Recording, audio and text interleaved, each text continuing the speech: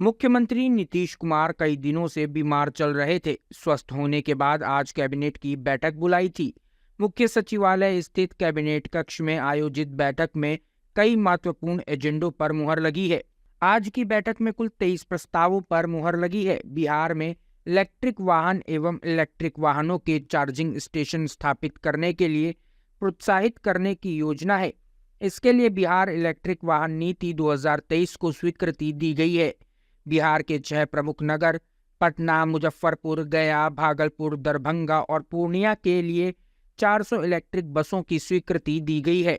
PM ई बस योजना के तहत सूबे के 6 प्रमुख शहरों के लिए शहरी मंत्रालय की तरफ से यह व्यवस्था की गई है। सभी विभाग, बोर्ड, निगम तथा अन्य कार्यालयों में इस्तेमाल की जा रही सरकारी गाड़ी जो 15 वर्ष पुरानी है, उसके लिए स्क्रैपिंग पॉलिसी लाई गई है। पुरानी गाड़ियों की ई नीलामी की जाएगी। इसके लिए स्क्रैपिंग प्रक्रिया की स्वीकृति दी गई है। बिहार सचिवालय सेवा संशोधन नियमावली 2023 की स्वीकृति दी गई है। बिहार विज्ञापन संशोधन नियमावली 2023 की स्वीकृति दी गई है। प्रत्येक जिले में निर्मित निर्माणाधीन आवासीय अल्पसंख्यक विद्यालयों में वर्तमान में 13 आवासीय विद्यालय के लिए वर्ग 9 से 12 तक विभिन्न कोटि के पदों के सृजन की स्वीकृति दी गई है। बिहार दंत चिकित्सा सेवा संशोधन नियमावली 2023 की स्वीकृति दी गई है। बिहार कर्मचारी राज्य बीमा योजना प्रयोगशाला संवर्ग नियमावली 2023 की स्वीकृति दी गई है। दशरथ मांझी श्रम एवं नियोजन अध्ययन संस्थान में विभिन्न कोटि के कुल 33 पदों के सृजन की स्वीकृति दी गई है। बिहार के 33 राजकीय पॉलिटेक्निक संस्थानों में द्वितीय चरण में सेंटर ऑफ एक्सीलेंस स्थापित करने की योजना है। आगामी 2 वर्षों में कुल 122 करोड़ 86 लाख रुपए की प्रशासनिक स्वीकृति दी गई है। साथ ही 55 करोड़ 2 लाख की राशि जारी की गई है। पटना हाईकोर्ट की स्थापना में आईटी संवर्ग में विभिन्न कोटि के 81 पदों के सृजन की स्वीकृति दी गई है। हिल्सा के तत्कालीन अंचल अधिकारी राजवर्धन गुप्ता को सेवा से बर्खास्त किया गया है। बिहार जिला परिषद सेवा शर्त नियमावली 2023 की स्वीकृति दी गई है। नमस्कार। आज मंत्रिपरिषद में 23 एजेंडे पे निर्णय हुए हैं। मैं क्रमानुसार चलूंगा। परिवहन विभाग में लोकहित दृष्टिकोण रखते हुए परिवेशीय वायु गुणवत्ता में सुधार करने के लिए राज्य सरकार ने जो इलेक्ट्रिक वाहन हैं और इलेक्ट्रॉनिक वाहनों और चार्जिंग स्टेशन पर सब्सिडी की पॉलिसी स्वीकृत की गई है। इसके अंतर्गत जो 2 पहिए वाहन हैं, 3 पहिए वाहन हैं, मालवाहक वाहन है, यात्री वाहन है और साथ ही साथ बस हैं, अन्य पर एक इलेक्ट्रॉनिक जो बसेस हैं और व्हीकल्स हैं उस पर सब्सिडी की पॉलिसी की स्वीकृति दी गई है। उदाहरण स्वरूप मैं आपको बताता हूं, इलेक्ट्रॉनिक जो 2 पहिया वाहन है उस पर 5,000 की सब्सिडी होगी और अनुसूचित जाति जनजाति के लिए 7,500 और ये केवल प्रथम 10,000 वाहनों के लिए होगी। तो ये फर्स्ट कम फर्स्ट सर्व्ड है। जो सबसे पहले 10,000 वाहन होंगे उनको 10,000 की सब्सिडी और 5,000 की सब्सिडी और 7,500 की सब्सिडी। साथ ही साथ इनके जो मोटर वाहन कर है, जो मोटर व्हीकल टैक्स है, पहले 10,000 के, उसमें 75% की छूट होगी और 50% छूट अन्यथा इस नीति के प्रभावी होने तक रहेगी। तो 75% हो गए फर्स्ट 10,000 के और अन्यथा 50% है। 75% है, मतलब फर्स्ट 10,000 जो व्हीकल्स होंगी उस पर 75% है, उसके बाद 50% है। और बिहार टैक्सी एग्रीगेटर परिचालन निर्देश के अंतर्गत ये जो अधिकृत सेवा पर जाता है उसमें 20% इलेक्ट्रॉनिक 2 पहिया वाहन और तृतीय वर्ष में समाप्ति पर 40% इलेक्ट्रॉनिक 2 पहिया वाहन और चौथे वर्ष में 50% इलेक्ट्रॉनिक 2 पहिया वाहन के बीड़ा भी शामिल रहेंगे। तो ये बेसिकली ये जो टैक्स है 2 प्रकार के छूट होगी। एक तो टैक्स पे होगी। देखिए, जो अगर आप 2 पहिया वाहन आप खरीदना चाहते हैं तो फर्स्ट 10,000 मतलब 10,000 वाहन, मतलब अगर आप अप्लाई करेंगे तो जो पहले 10,000 वाहन जो क्रय होंगे इस पॉलिसी के, उनको 5,000 रुपीज़ पर व्हीकल आपको सब्सिडी मिलेगी अगर आप अनुसूचित जाति जनजाति के होंगे तो आपको 7,500 की सब्सिडी मिलेगी। साथ ही साथ अगर फर्स्ट 10,000 व्हीकल्स में आप होंगे तो आपको 75% ऑफ द रोड टैक्स आपको सब्सिडी में मिलेगा, मतलब 75% ऑफ द रोड टैक्स की छूट होगी। और अगर आप 10,000 से ऊपर होंगे तो आपको 50% की छूट होगी। क्लियर हो गया? बहुत सिंपल है। इसी प्रकार 2 पहिया वाहन पे, 3 पहिया वाहन पर, 3 व्हीलर पे है, यात्री वाहक पर 50% की छूट है, और इलेक्ट्रॉनिक 3 पहिया वाहन माल वाहक पर 50% की छूट है। ये है छूट आपका क्रय एवं निबंधन पे है, जो आपका ये रजिस्ट्रेशन पर आपकी छूट है। इलेक्ट्रॉनिक 4 पहिया वाहन, फोर व्हील 3 पहिया वाहन यात्री वाहक, मैं आपको पूरा डिटेल दे दूंगा, पॉलिसी दे दूंगा आपको, आप लिख लीजिएगा, ठीक है ना। इलेक्ट्रॉनिक 3 पहिया वाहन में बिहार राज्य क्रय एवं निबंधन पर मोटर वाहन पर 50% छूट रहेगी, और बिहार राज्य क्रय एवं निबंधन नए 3 पहिया यात्री वाहक को सड़क परिवहन, राजमार्ग, मतलब और बाकी जो भारत सरकार देती है वो तो अलाउड ही है। और इलेक्ट्रॉनिक 3 पहिया वाहन माल वाहक, जो माल वाहक है, जो सामान वाहन होती है, उस पर 50% की छूट रहेगी, जो निबंधन एवं मोटर वाहन। नहीं, खरीदने पे नहीं है, केवल टैक्स पे छूट है, ठीक है। लेकिन 4 पहिया में फिर आपका 4 व्हीलर इलेक्ट्रॉनिक 4 पहिया वाहन क्रय प्रोत्साहन 10,000 रुपये प्रति किलोवाट आवर बिहार राज्य में क्रय एवं निबंधन प्रथम 1,000 4 पहिया वाहन पे होगी, और अधिकतम सीमा 1.5 लाख होगी। ये किलोवाट आवर पे है, 4 व्हीलर पर 10,000 प्रति किलोवाट आवर, और मैक्सिमम है 1.5 लाख।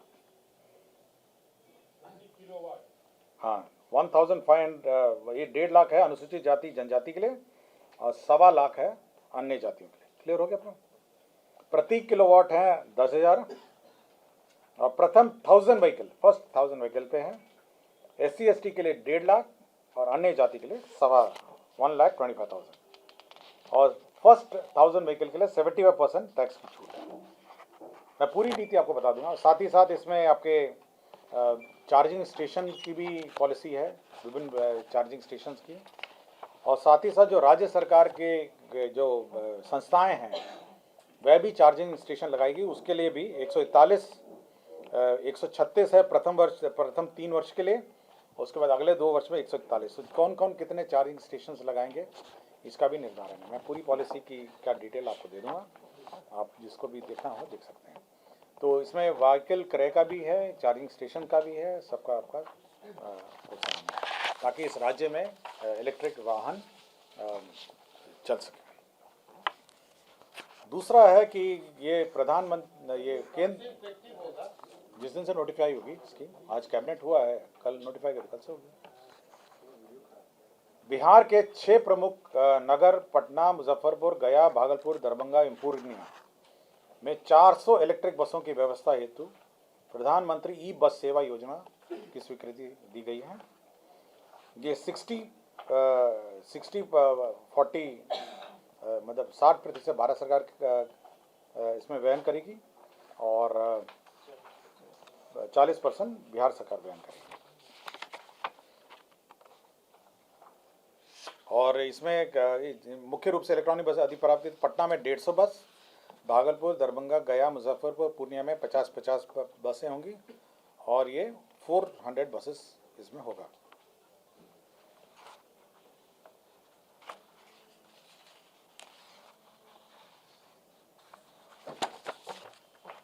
राज्य सरकार ने सभी जो पुरानी वाहन है, पुरानी गाड़ियां हैं, जो सरकारी विभागों की गाड़ियां हैं, बोर्ड है, निगम है और अन्य कार्यालय हैं, तो इधर उधर पड़ी रहती हैं, गाड़ियां हैं, 2 पहिया वाहन है, 3 पहिया वाहन है, रोलर है, ट्रैक्टर है, ट्रक है, जो सरकारी है, उसको डिस्पोज करने के लिए mineral and scrap trading corporation से अग्रीमेंट करने का निर्णय लिया है। Mineral and scrap trading corporation इन सभी वाहनों को एकत्रित करके ई ऑक्शन करेगी, और सभी जितने भी पुराने गाड़ियां हैं जो अनयूज्ड इधर उधर पड़े रहते हैं, आप देखते होंगे बहुत जगह पड़ी हुई हैं, वो सभी का स्क्रैप के रूप में इसको डिस्पोज करेंगे।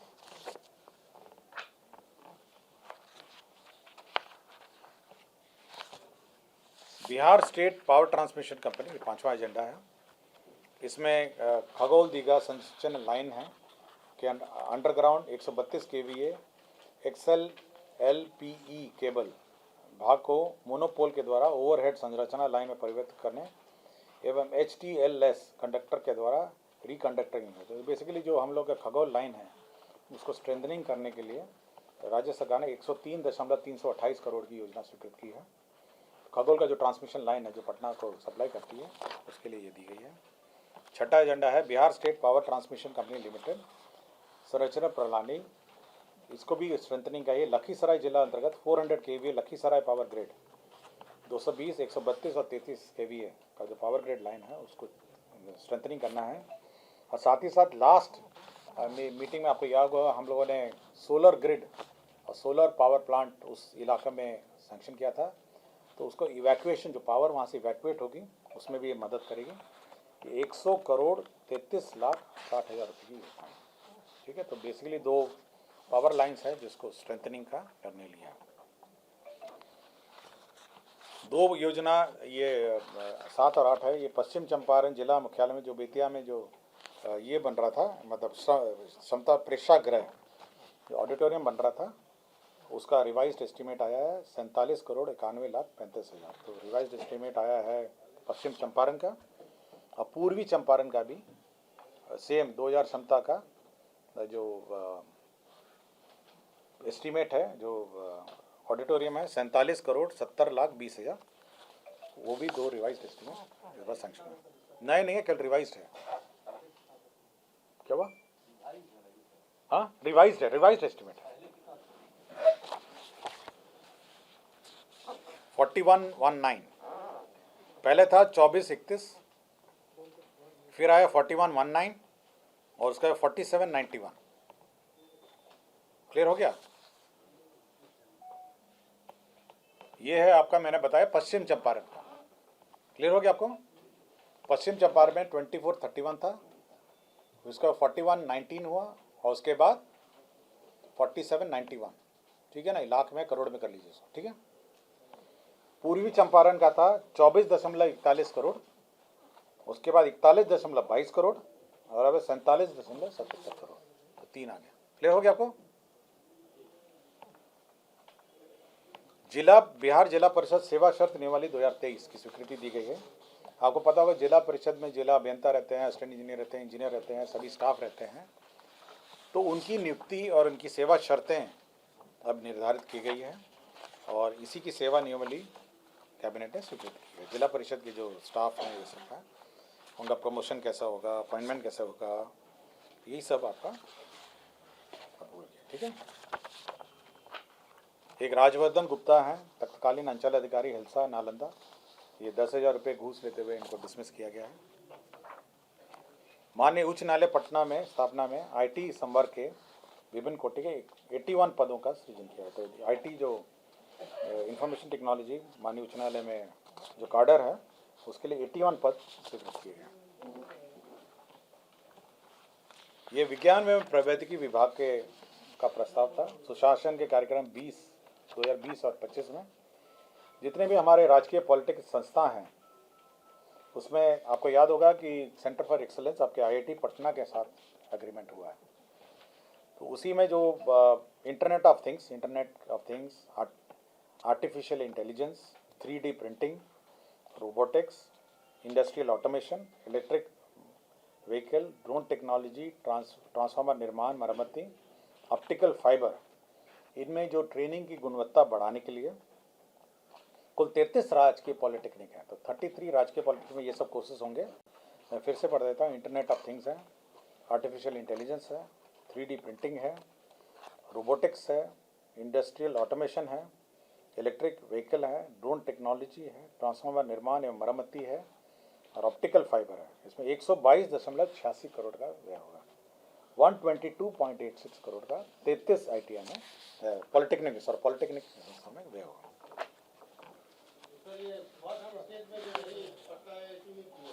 यहाँ पटना IIT का है, उसी का एग्रीमेंट है, उसी का एग्रीमेंट का विस्तार है।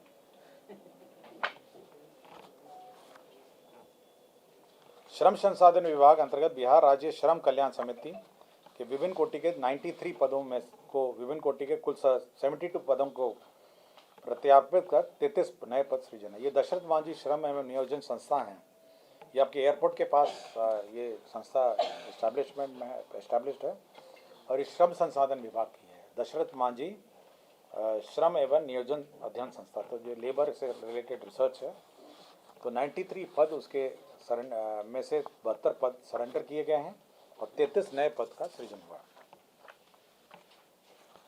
बिहार कर्मचारी राज्य बीमा योजना प्रयोगशाला शिल्पी के, ये जो बिहार कर्मचारी राज्य बीमा योजना है, इसमें आपको याद होगा कि जो लैब टेक्नीशियंस हैं, हॉस्पिटल हैं, क्लिनिक हैं, ये सब हैं, उसमें जो भर्ती प्रोन्नति सेवा शर्त नियमावली है वो स्वीकृत हुए हैं। बिहार दंत चिकित्सा सेवा संशोधन नियमावली है। ये बिहार के जो डेंटल ये कॉलेजेस हैं उनके सेवा में के संशोधन में नियमावली ये स्वीकृत की गई है। नहीं, सेम है, बाकी जो डॉक्टर्स के समरूपी है। बिहार राज्य अल्पसंख्यक आवासीय विद्यालय योजना, इसके अंतर्गत नए टीचर्स की पोस्ट क्रिएट है। 481 टीचर्स का पोस्ट क्रिएट किया गया है। जो बिहार राज्य अल्पसंख्यक आवासीय विद्यालय योजना का अंतर्गत जो हॉस्टल्स हैं, हाँ 13 जिला,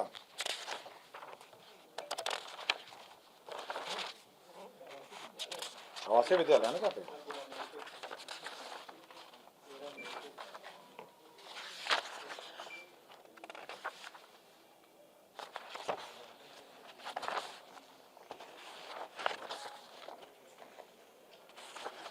आपको बता देंगे। 13 जिला प्रस्ताव में नहीं है, 13 जो डिस्ट्रिक्ट्स में हैं।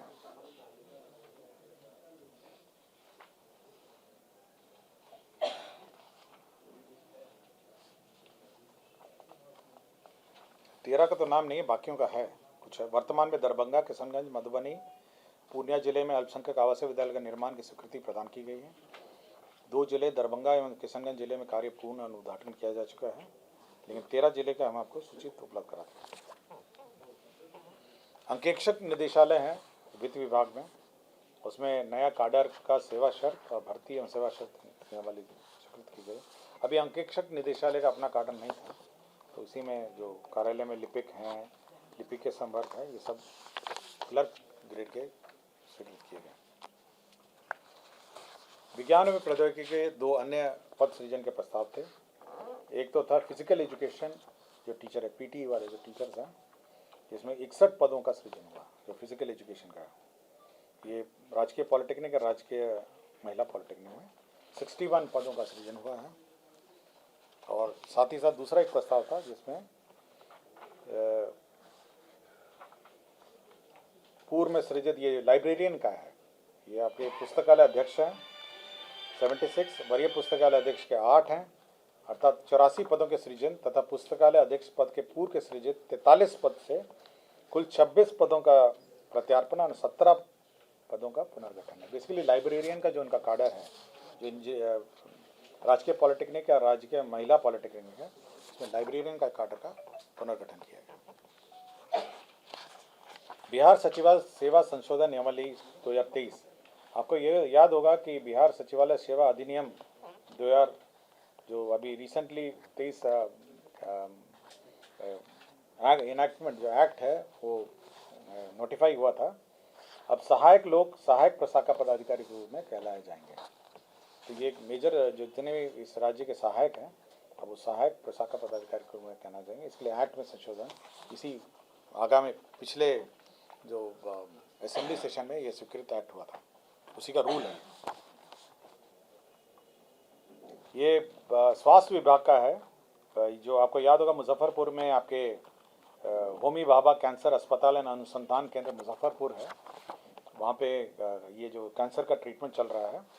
तो उसके जो कंज्यूमेबल्स हैं, बेसिकली जो रेडियो एक्टिव कंज्यूमेबल्स हैं, डे केयर सेंटर एवं पेलिएटिव केयर सेंटरों में कैंसर की दवाइयाँ, रीजेंट एवं उससे जुड़े कंज्यूमेबल का क्रय परमाणु ऊर्जा विभाग भारत सरकार की इकाई टाटा स्मारक केंद्र मुंबई द्वारा किए जाने की स्वीकृति है।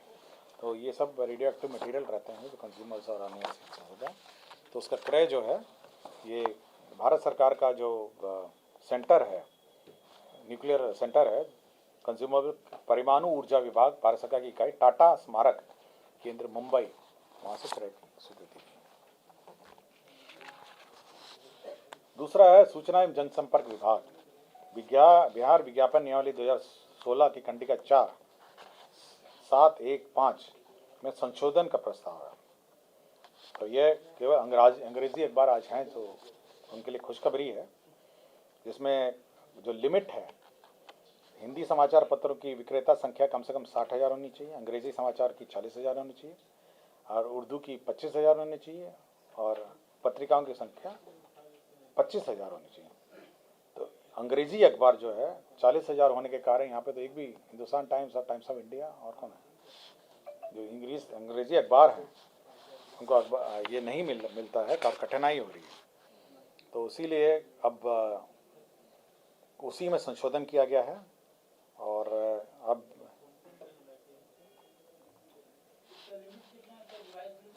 रिवाइज लिमिट अभी बता, हाँ लिमिट ही ख़त्म कर दिया। अब ये लिमिट ख़त्म करके जो भारत सरकार में जो एम्पैनल्ड हैं राष्ट्रीय समाचार पत्र में अभिप्रेत तो वैसे समाचार पत्र जिनके एक संस्करण की प्रसार संख्या DAVP अथवा ऑडिट ब्यूरो ऑफ सर्कुलेशन में अभिलेख में 75,000 से अधिक हो तथा जिनकी संस्करण एक से अधिक राज्यों में प्रकाशित होता हो, तो नेशनल न्यूज़पेपर के रूप में परिवर्तित कर दिया है और लिमिट हटा दिया गया। सर, ये सिर्फ अंग्रेजी के लिए थोड़ी नहीं, हिंदी के लिए भी जरूरी है। हाँ, राष्ट्रीय समाचार पत्र हो गया ना, हाँ हिंदी के लिए भी ज़रूरी है, हाँ सेम है। हाँ हिंदी वाले तो सभी आए हैं, मोस्टली हिंदी वाले तो हैं ही यहाँ पे। हिंदी वाले में तो इतना सर्कुलेशन से ज़्यादा ही है। हिंदी में आपका 60,000, 40,000, 25,000 सब है ही हैं। हिंदी का सर्कुलेशन 15,000 भी होगा तो पैनल में होंगे। हाँ, अगर आप भारत सरकार में किसी मतलब राष्ट्रीय समाचार पत्र हों जहाँ पे आपके एक संस्करण की प्रसार संख्या DAVP अथवा ऑडिट ब्यूरो सर्कुलेशन अभिलेख 75,000 से अधिक हो और संस्करण एक से अधिक राज्यों में प्रकाशित हो तब होगा।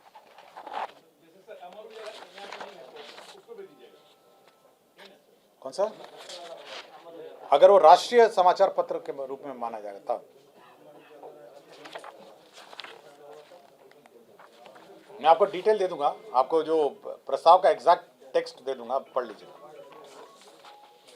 और बिहार राज्य में कबड्डी खेल को बढ़ावा देने के लिए बिहार की ब्रांडिंग राष्ट्रीय और अंतर्राष्ट्रीय करने के लिए जो पटना पायरेट्स हैं उसको नॉमिनेशन के आधार पर बिहार राज्य खेल प्राधिकरण द्वारा प्रायोजित किए जाने की घटनाोत्तर स्वीकृति दी गई। पटना पायरेट्स द्वारा जो कबड्डी मैच चल रहा है उसी में उनको स्पॉन्सरशिप के लिए राज्य सरकार ने नॉमिनेशन में अलाउ किया। ये कैबिनेट में नहीं है, ये केवल स्पॉन्सरशिप का प्रस्ताव है, ठीक है। और एक छूट गया है 4 नंबर, बिहार राज्य आपदा प्रबंधन प्राधिकरण है, उसमें आंशिक संशोधन किया है।